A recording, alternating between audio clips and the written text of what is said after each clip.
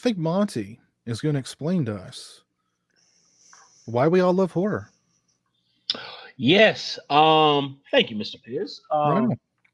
One of the things that I think is so great about horror is, and I know a lot of people, I'm going to use the word ghettoize horror because they think horror turns us into homicidal lunatics, and we see one horror film, which is what people used to believe when I was a child, because I was that one kid in first grade who would be like, "Did you see Freddy's Revenge, where Freddy's head came out of his chest?" And I'd be terrifying the children, and then Mrs. Steinfurth would go and tell my mom about it. So, of course, that meant I was going to go and kill everybody, which I did not. I graduated school and all that. But the fun about horror is the fact that I always enjoyed the thrill that you got from it, the surprise. I just remember being terrified when we watched Return of the Living Dead as a family. As a family, we would watch these films. Back in the 80s, we'd go to the video store, we rent them. And when Tarman came out and said brains and stuck his tongue out, I literally cracked a brick in my pants. I mean, like, I was so terrified. And I think that is the fun of horror. Horror is like when you go to the amusement park, when you go to Six Flags, or when you go to Cedar Point and you get on that roller coaster and you take that steep ride down, and it's just the thrill, the surprise of not knowing what's going to happen. I think we've lost a little bit of that with all this media and stuff like that, but that is the fun that I've always loved about horror, is the surprise. It takes you to dark places safely.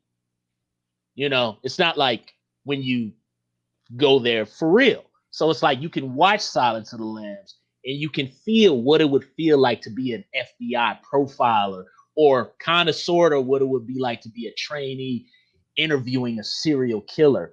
So you get snippets and feels of that situation without actually having to live it for real. And also we get into the lighting, the atmosphere, just the spooky, is he coming around the corner? Is he not? That is the fun of horror. The fun of horror is not that I just want to see somebody brutalized because I'm a complete lunatic. No, it's the atmosphere. It's the meticulous detail that they put into creating this surprise for us. It takes a lot of hard work to do that, and I really feel like horror should be a lot more respected.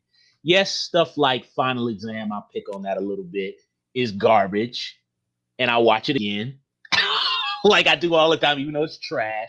But when you look at stuff like The Exorcist, Halloween, The Thing, House of the Devil, some newer stuff. May I even say The Devil's Rejects, Nobody Kill Me. Those have a certain level of craft to them, you know, that takes a lot of hard work, and I just think it's not appreciated. How do you all feel about loving horror so much? Those are my reasons. I mean, I wish I could sum it up easily. I don't really know why I love horror so much. It's always been there, you know. It's always been something I've been drawn to. Like even as a really young child, like the golden books I would pick, you know, would be vampire related or something, you know. So it's just always been a staple in my life. And like you said, man, people look at you like, you know, you're about to start shooting the place up, you know. I know I talked about before, you know, on the show a few years ago when I sold my house, I had my Nest Cam going and I recorded everybody's reactions. Like they're like, man, this guy's a freak. You know, they saw my horror room, my posters and stuff, and like, man, let's get out of here. Yeah. Well, there's definitely, you either get it or you don't. And there's a lot of people out there who really don't get it. And they think it's all blood and gore and that you just like watching people get murdered for entertainment. And that's not it. I mean, I really think every time I hear this sort of, you know, why do you love horror? I think of Wes Craven saying that horror movies are boot camps for the psyche. I always hear him say that whenever this gets brought up. And I don't know if that necessarily applies to me, because I know a lot of people have, you know, the way you face a fear is to face it head on. So if you have a fear of whatever, there's a horror movie for that fear. Mm-hmm. Right. And I think ultimately all of horror is about the fear of death, is it not? Yes. Yeah. And who doesn't fear death on some level? Me. The fear of death, the fear of the unknown, Yeah. the fear of the dark, what could be there, what possibly is there, what we don't know. I had an experience recently. I was talking to a neighbor, and she told me that her son moved to Round Rock, Texas, right? And I'm like, oh, that's where they shot Texas Chainsaw Massacre. The look she gave me, she has avoided me since then. She hasn't talked to me since that time. And I have to stop and remind myself that, I'm used to hanging out with you guys and people that are well-rounded in this, genre, and they know stuff like that. But just an average person on the street, that's really weird. I keep forgetting that the normies out there are afraid of people like us because they don't understand what Monty's talking about. What attracts us to these movies. And I was the kid in high school that hung out with the 2 or 3 other guys. We listened to heavy metal, we watched horror films, and we were the weirdos. Oh. Everybody else was listening to Culture Club and watching, Breakfast Club and stuff, and that was the hip thing to do. And we're watching Friday the 13th and listening to what Metallica and stuff, and they're just like, what's wrong with you guys? They used to call guys like me hoods. We wore the leather jackets and listened to the music and watched the horror films. I guess we were like future criminals of the world or something, just because of what we found entertaining. Yeah. So I think it's really weird. It's like, I don't understand why people watch sad movies, because I don't like to be sad, right? So why would I watch something to purposely make myself depressed? But there are people that enjoy it, and that's okay. Hey, if that's what you're into, go for it. But I'd rather watch horror films because, like Monty said, you get like a charge. There's an energy to them that it's just, I don't know. It's, you either get it or you don't, I guess. Well, you can find every genre in horror. Right. They call them exploitation movies for a reason. They exploit every emotion. Oh. So I mean, there's plenty of horror movies that are sad that can make you cry. There's plenty of horror movies that can make you think, that can make you. There's a lot of romantic horror movies out there. So I mean, there's a horror movie for every taste and for every genre. I think we're looking at horror as a genre is about mortality and morality. And some of us from a very early age had an interest in exploring that because it's really the big question of our lives is, how it's going to end. So I think as you're drawn like a magnet to these ideas, we're very much in league with the oldest stories ever told. The oldest story ever told was probably a cave painting that went like this: the big cat will probably eat you. And we haven't really progressed that far from the big cat will probably eat you, to be completely honest. But for a lot of us who, at least at an early age, had a fear or at least a fascination or a curiosity with death and morality, which is the other side of it, like you see people do horrific things and you're trying to compartmentalize in your head, like, how can someone do something that I would consider evil? And these little morality plays that really form the horror genre, whether you're talking movies or books or plays or music, are an attempt to figure out how we emotionally can deal with this subject matter that should be paralyzing if you think about it. We should never leave the cave because there might be a giant cat out there. But instead, we will watch Final Destination 2 and we'll watch the big car accident on the highway that's very much like a highway we travel every day to work, because it helps us compartmentalize the random tragedies that are really just all around us and encroaching closer every day, because we're all getting older. We're all getting closer to finding out or not finding out the ultimate answer. So, well, I mean, who doesn't, if you're on the road and you see a logging truck in front of you, who doesn't see the beginning of Final Destination 2 play out every single time? Every time. and you're the guy who's taking the log straight to the face, through the windshield into your face. Yeah. You know what I mean? this is not really related to the subject, but that CGI effect of that log taking out that cop, I think, is as good as anything in Jurassic Park or Terminator 2, by the way. It is. And it does not get the credit or the mention it deserves. Absolutely. Agreed. That entire scene is a masterclass in CG. I It almost- remember watching that in a packed house on a Friday night, going to see Final, and the crowd went nuts. I mean, everybody's going crazy. They nailed it because the first one started with the plane. So everybody who flies, who's a frequent flyer, they had to be crapping their pants. I've never flown in my life, but now the beginning of Final Destination 2, oh yeah, all that I was just like, oh crap. See, if someone told me that, I would at least think about it for a minute. I wouldn't be like, you're crazy. That's what I'm like. Oh man, if you tell it to me, okay, I believe you, man. You know. I had an experience one time driving on a freeway doing about 75 miles an hour in a fast lane, and there's a semi in the middle lane, and one of his tires blew and came off into my lane and smashed into the front of my car. There was nothing I could do. Literally, I'm doing 75, almost 80 miles an hour. Oh, I can go in the middle in the grass and crash, or I was right next to him, so it's either that or go into him. So I'm thinking, well, it goes under the car or it comes up in the windshield, and I'm done. And it went under the car, did about $5,000 worth of damage to my car, but I survived. But I think that watching movies like that kind of prepared me for that moment, because I just braced for impact, and hey, whatever happens, happens.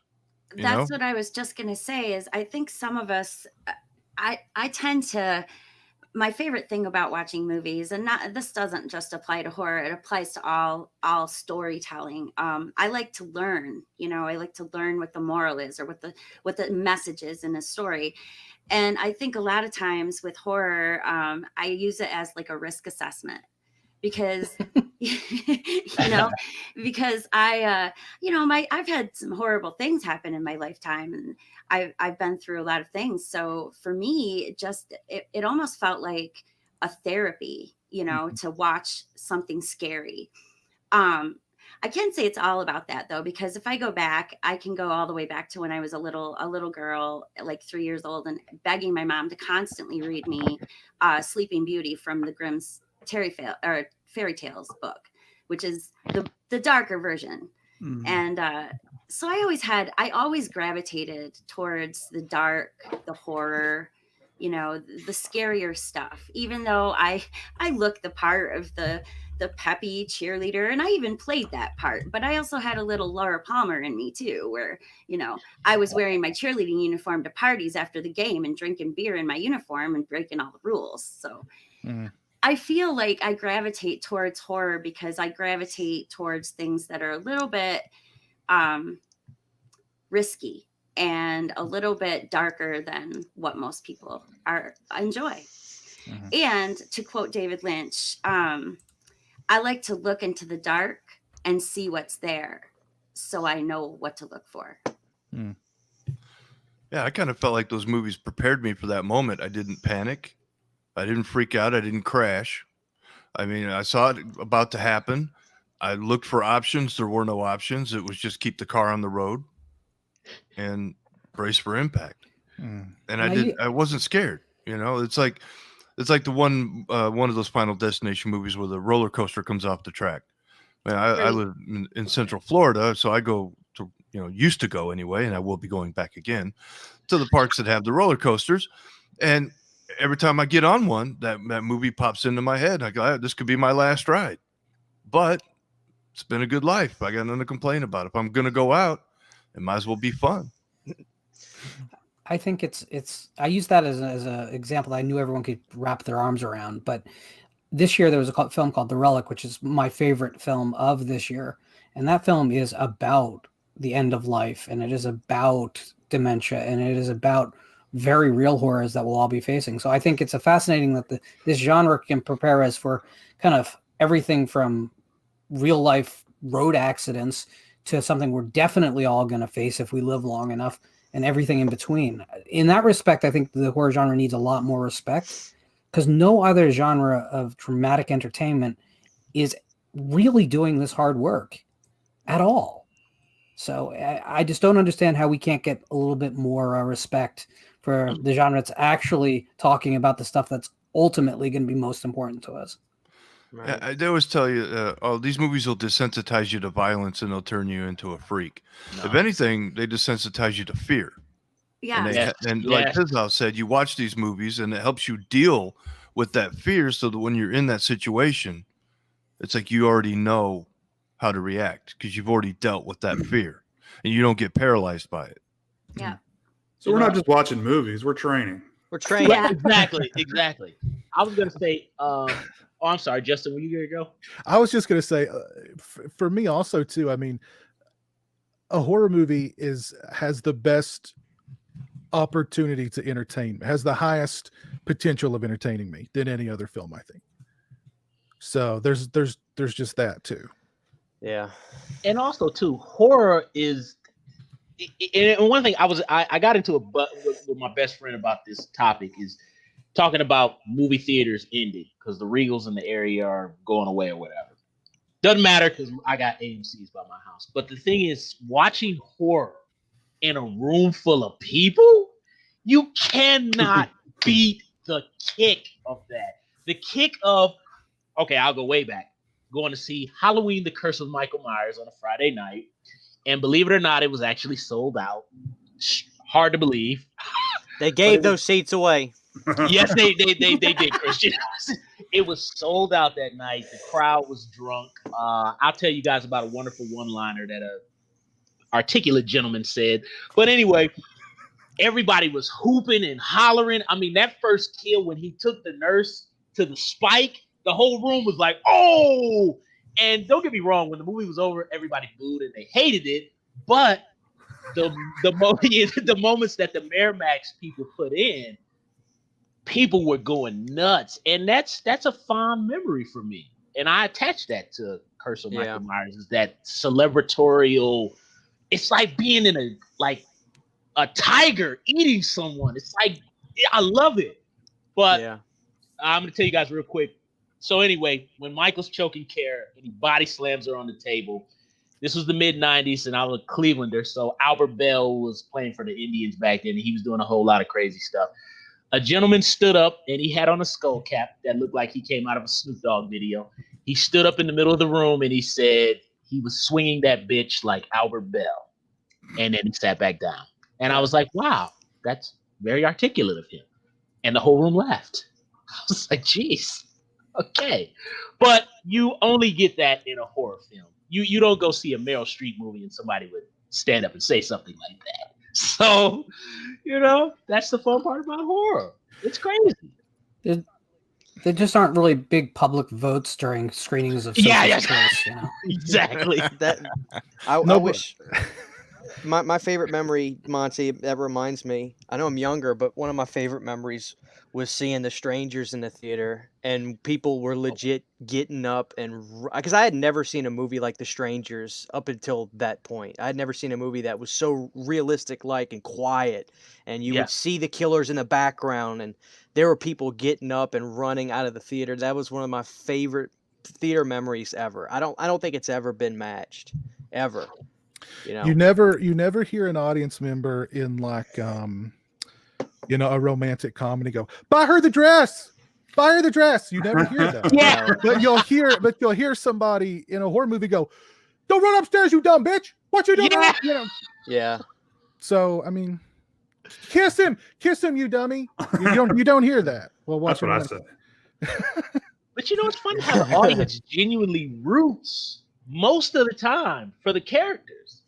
Like the audience is with them. They're like, they want you to get out, until they do something stupid. And then they off with their head or his head. Excuse me, no misogyny.